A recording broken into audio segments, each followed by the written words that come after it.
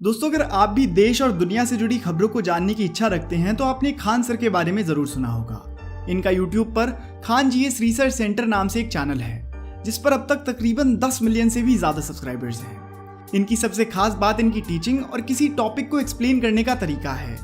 ये टीचिंग करते समय बीच बीच में अपनी भोजपुरी लैंग्वेज का जिस तरीके से इस्तेमाल करते हैं उससे उनके व्यूअर्स को पढ़ने में और टॉपिक को समझने में काफी आसानी होती है, जिस वजह से ज्यादा लोग इनकी वीडियोस को देखने आते हैं। खान सर मुश्किल से मुश्किल लगने वाली थ्योरी को भी इतनी सरलता के साथ समझाते हैं कि पढ़ने वाले को लगता ही नहीं कि वो कोई डिफिकल्ट टॉपिक के बारे में जान रहा है। सिर्फ यही नहीं, बल्कि खान सर को उनके चाहने वाले लोग भारत के दूसरे डॉक्टर एपीजे अब्दुल कलाम के नाम से तक पुकारते हैं।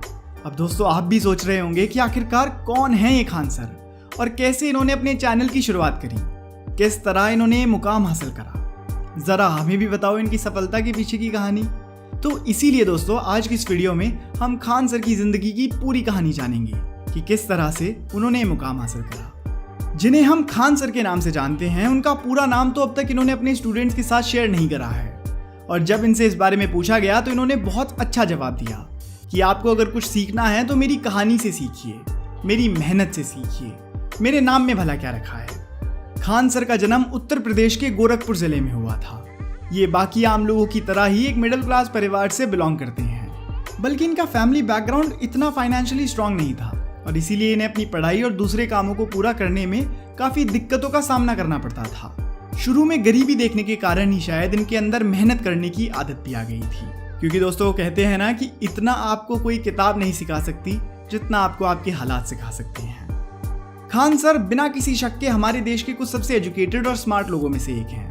पर आपको जानकर हैरानी होगी कि इन्होंने अपनी शुरुआती पढ़ाई किसी बड़े स्कूल या फिर कोचिंग इंस्टीट्यूट से नहीं, बल्कि अपने ही गांव के पास के एक सरकारी स्कूल से पूरी करी थी। स्कूल के शुरुआती सालों में खान सर ज्यादा पढ़ाई में ध्यान नहीं देते थे और इस बारे में उन्होंने अपने एक इंटरव्यू में भी बताया कि वो एक बहुत ही एवरेज स्टूडेंट हुआ करते थे और उनका कभी भी पढ़ाई में ज्यादा ध्यान नहीं रहता था। हालांकि उनकी माँ की डांट का असर उन पर जरूर हुआ था, क्योंकि फिर 9th क्लास के बाद से वो काफी समझदार और होशियार स्टूडेंट बन गए थे। इसी समय से उन्होंने अपने फेवरेट सब्जेक्ट्स जैसे कि हिस्ट्री को ध्यान और इंटरेस्ट के साथ पढ़ना शुरू कर दिया। वो ये भी बताते हैं कि 9वीं क्लास में उन्हें पढ़ाई की तरफ जो एहसास हुआ था, वही एहसास उन्हें आज तक पढ़ाई की तरफ रुझाए रखे हुआ है। 10वीं से लेकर 12वीं तक वो काफी अच्छे नंबरों से पास हुए, जिसके चलते उनके घर वाले भी अब बहुत खुश थे। उनके पिता एक मिलिट्री ऑफिसर थे और माँ एक हाउसवाइफ थी। कुछ समय बाद उनके पिता रिटायर हो जाते हैं, वहीं उनके बड़े भाई की सेना में भर्ती हो जाती है। इससे आपको अंदाजा लग ही गया होगा कि उनकी पूरी फैमिली को अपने देश के प्रति कितना लगाव रहा है। खुद खान सर का भी जिंदगी में सिर्फ एक ही सपना था कि उन्हें बड़े होकर एक आर्मी ऑफिसर बनना है, इसीलिए वो दिन रात पढ़ाई करने लगे। खास बात यह है कि इस एग्जाम की तैयारी के लिए उन्हें जितने भी सब्जेक्ट्स पढ़ने थे, वो सभी सब्जेक्ट्स उन्हें काफी इंटरेस्टिंग लगते थे और इसी वजह से उन्हें कोई भी कॉन्सेप्ट बड़ी ही आसानी से समझ आ जाता था। इतनी पढ़ाई करने के बाद जब उन्होंने फाइनली एनडीए का एग्जाम दिया तो वो काफी अच्छे मार्क्स के साथ पास तो जरूर हुए, लेकिन दुर्भाग्यवश उनका सिलेक्शन नहीं हो पाया और इसके पीछे वजह थी उनकी फिटनेस। दरअसल उनके हाथों के एंगल्स के चलते उन्हें फिटनेस राउंड से बाहर कर दिया गया। ये जानकारी जब खान सर को मिली तो वो काफी दुखी हुए। ये वो वक्त था जब इतने मेहनती व्यक्ति ने पहली बार अपनी जिंदगी में सभी उम्मीदें खो सी दी थी। उन्होंने खुद को कोसना शुरू कर दिया, क्योंकि उनके हाथों में जो दिक्कत थी वो उसको ठीक भी नहीं कर सकते थे। इस कंडीशन का कोई इलाज ना होने के कारण वो काफी टूट गए थे। ये वक्त इनके लिए पर्सनली बहुत मुश्किल था और इस समय पर उनका पढ़ाई की तरफ भी इंटरेस्ट खत्म होने लगा था। वो अपने जीवन में बचपन से ही एक आर्मी ऑफिसर बनने का सपना देखते हुए आए थे और उन्होंने अपने हर जीवित सेकंड को इसी काम की तरफ डेडिकेट भी करा था। लेकिन जब किस्मत इस मोड़ पर आकर अटकी तो उन्हें कोई क्लू नहीं था कि उन्हें आगे क्या करना चाहिए। पर फिर उनके माता पिता ने उनका हौसला बढ़ाते हुए कहा कि तुम इंडियन आर्मी में सेलेक्ट नहीं हुए तो क्या हुआ, तुम अभी भी देश की सेवा कई तरीकों से कर सकते हो। बहुत समझाने के बाद खान सर काफी मोटिवेट हुए और उन्होंने पूरी एनर्जी के साथ कमबैक करने का फैसला करा। तब से उनका एक ही लक्ष्य है कि जनता की सेवा करनी है। अपने माता पिता के समझाने पर उन्होंने अपने आगे की पढ़ाई भी जारी रखी और इसके बाद इलाहाबाद यूनिवर्सिटी से बीएससी और एमएससी में अपनी पढ़ाई पूरी करी। हालांकि इससे पहले भी उन्होंने AIEEE की पूरी तैयारी कर रखी थी, पर एग्जाम के दिन शायद फिर भाग्य ने इनका साथ छोड़ दिया था, क्योंकि जिस दिन एग्जाम था उस दिन ये पूरे दिन सोए रहे और एग्जाम का वक्त निकल गया।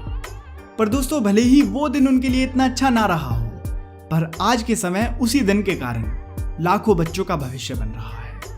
क्योंकि अगर उस दिन खान सर परीक्षा के लिए उठ गए होते तो शायद आज हम लोग उनके बारे में कुछ नहीं जानते और इनका ज्ञान भंडार हमारे नसीब में नहीं होता। आपको सुनकर हैरानी होगी कि जब वो BSc की पढ़ाई कर रहे थे तो 3 बार जेल भी जा चुके थे। दरअसल जब वो कॉलेज में थे तो स्टूडेंट यूनियन के मेंबर थे। स्टूडेंट्स के हित में लड़ते हुए उन्हें जेल की हवा भी खानी पड़ी थी। जिंदगी की कठिनाइयों से रूबरू हुए तो एहसास हुआ कि किस किस तरह हमारा समाज पॉलिटिक्स के कारण बदतर होता जा रहा है और गरीब बच्चे ढंग से शिक्षा प्राप्त नहीं कर पा रहे हैं और यहाँ तक कि कई बच्चे तो बाल मजदूरी कर अपने घर को चला रहे हैं।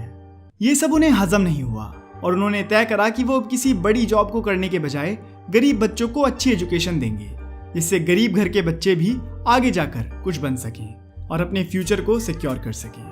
पर दोस्तों, ये इतना आसान नहीं था, क्योंकि जैसा कि हम सब जानते हैं कि खान सर की आर्थिक स्थिति इतनी अच्छी नहीं थी।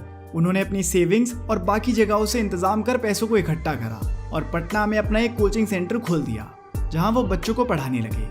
पर अभी भी उनके जीवन में वो लहर नहीं आई थी जिसने इनका जीवन बदल दिया है, क्योंकि शुरुआत में उनके कोचिंग सेंटर में बहुत कम बच्चे पढ़ने आते थे। उस समय खान सर की कम्युनिकेशन और टीचिंग स्किल्स काफ़ी अच्छी थी और इसी से उन्होंने अपने बच्चों को भी पढ़ाने का एक नया तरीका खोजा। वो अपने स्टूडेंट्स को इंग्लिश या प्योर हिंदी में सिखाने की जगह पूरी भोजपुरी भाषा का इस्तेमाल करने लगे, जिससे बच्चे बोर ना होकर पढ़ाई पर पूरे तरीके से कॉन्सेंट्रेट करें और उन्हें अच्छे से कॉन्सेप्ट्स भी समझ में आ जाएं। खान सर की टीचिंग का यह तरीका धीरे धीरे रंग लाने लगा था और बच्चे भी इसे काफ़ी पसंद करने लगे थे। इसी वजह से उनके कोचिंग सेंटर में समय के साथ स्टूडेंट्स की संख्या भी बढ़ने लग गई थी। फिर एक समय ऐसा आया कि रूम में बैठने के लिए स्टूडेंट्स को जगह तक कम पड़ने लगी। फिर कुछ महीनों के बाद खान सर ने एक बड़ा सा हॉल खरीद लिया, जिसमें करीब 2000 स्टूडेंट्स एक साथ बैठकर खान सर का लेक्चर सुन सकते थे। धीरे धीरे उनकी इनकम भी काफ़ी अच्छी होती जा रही थी और साथ ही खान सर का कॉन्फिडेंस भी बढ़ता चला जा रहा था। फिर जब ये हॉल भी बच्चों के लिए कम पढ़ने लगा तो खान सर को काफ़ी बुरा लगा, क्योंकि बाकी बच्चे उनकी क्लासेस अटेंड नहीं कर पा रहे थे। और फिर वो समय आया जिसने खान सर की ही नहीं बल्कि देश के लाखों युवाओं का फ्यूचर बदल दिया। खान सर ने सोचा कि ऑफलाइन सिखाने के बजाय वो ऑनलाइन सिखाकर भी तो बच्चों तक अपनी नॉलेज पहुंचा सकते हैं, जिससे कि ना ही किसी को उनका लेक्चर खड़े होकर सुनना पड़ेगा और ना ही किसी को दूर चलकर उनके कोचिंग सेंटर तक आने की जरूरत होगी। उन्होंने अपनी ऑनलाइन क्लास अपने YouTube channel Khan GS research centre पर शुरू कर दी। हालांकि शुरुआत में YouTube पर लोग इनको इग्नोर कर रहे थे, लेकिन जो भी इनके पढ़ाने के तरीके को एक बार देख लेता बस वो इनका फैन हो जाता था। धीरे धीरे इनकी पॉपुलैरिटी बिहार के अलावा पूरे देश में फैलने लगी।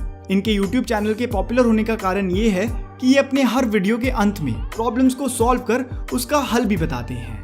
यही वजह है कि इनकी कई वीडियोस बड़ी बड़ी सेलिब्रिटीज भी अपने ट्विटर और इंस्टाग्राम हैंडल्स पर शेयर करते दिखाई देते हैं। यूं तो खान सर कई कंट्रोवर्सीज का भी हिस्सा बने, पर उनके साफ चरित्र ने हर बार हर कंट्रोवर्सी से पार पा ली। समय के साथ खान सर ने भी अपने सिखाने के तरीके को इम्प्रूव किया और देखते ही देखते उनके चैनल पर मिलियंस ऑफ सब्सक्राइबर्स पूरे होने लगे।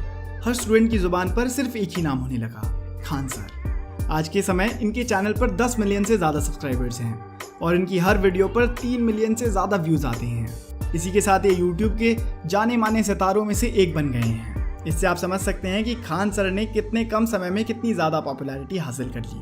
तो दोस्तों, आज की इस वीडियो में बस इतना ही। आपको खान सर की कहानी पर बनी हुई ये वीडियो कैसी लगी, आप हमें कमेंट करके ज़रूर बताइएगा।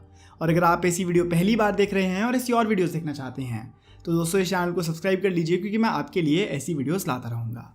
धन्यवाद।